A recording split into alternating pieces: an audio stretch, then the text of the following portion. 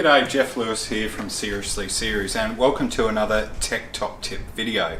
Here today I'm going to share with you something that's worth keeping in mind, particularly if you've got an Isuzu 4BD1 motor in your Land Rover vehicle.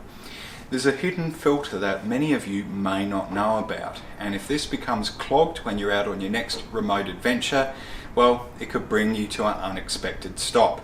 So don't stop watching this video here.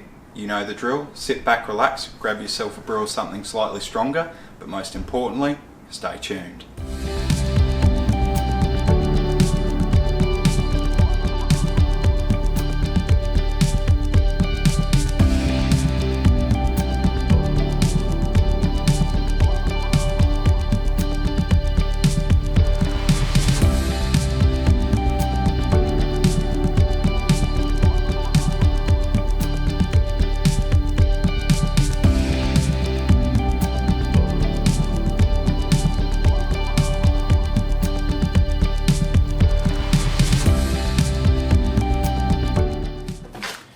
So the 4BD1 3.9 litre Isuzu diesel engine is a robust motor, as many of you know, and because it's so reliable, it's so durable, many of us forget that it is actually a combustion motor and it does actually require some form of maintenance throughout its life.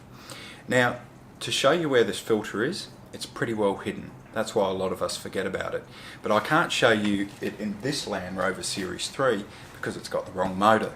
So we'll move out to the side of the shed and we'll have a little bit of a closer look at the 4BD1 in the Land Rover Perentie. Hey, the mighty 4BD1. Now we're on the inlet side, or we've got the inlet manifold here, which is the driver's side in this country. In good old Australia, we've got the injector pump here, and then we've got the main fuel line that runs from the fuel tank, and this obviously goes into the priming pump. Underneath here we've got a bolt head, and this is a 17mm, and what we have to do is actually undo it. I've already cracked it off with a spanner.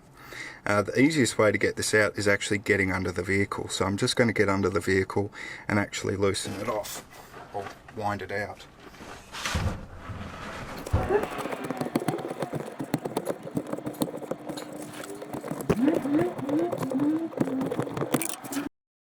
So here's the bolt, and in here is the little filter. So we just need to almost unscrew it out. It's going to be really surprising what's in here. Oh, yuck. Look at that. That's why the Perentie's been running a bit sluggish of late. You can't quite see it, but there's a lot of muck in there, which I'll just try and...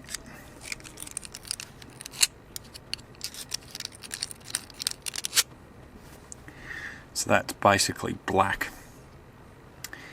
So you can clean that out with a bit of diesel or a bit of petrol, and if it hasn't got any cracks in it, then you can basically just put it back in and rinse and repeat. But if that gets really clogged, that is going to make a difference to the performance of your vehicle. Anyway, there you go.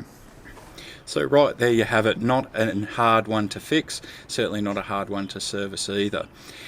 There's a lot of misconceptions with replacing that filter. I've heard people saying that you need to basically hoist the motor up ever so slightly on a lean to be able to get it out. It's not the case, certainly not with the Land Rover Perentie. The engine mount itself, or the bracket for the engine mount, leaves you with plenty of room, Land Rover wise, to be able to get your chunky mitts in there to fix it. But definitely something worth checking out on your vehicle. Keep an eye on it, and hopefully this will get you back on the road. But if you are enjoying the content here at Seriously Series, then please do consider clicking on that subscribe button down below. You need to click on that notification button too, otherwise it'll get lost, or this channel will get lost in the depths of YouTube. And also please do consider going over and supporting Seriously Series on Patreon by clicking on the Patreon icon at the top right hand corner of your screen. Anyway, I've got to get this Perentie on the road, so I'll catch you in the next one. See you then.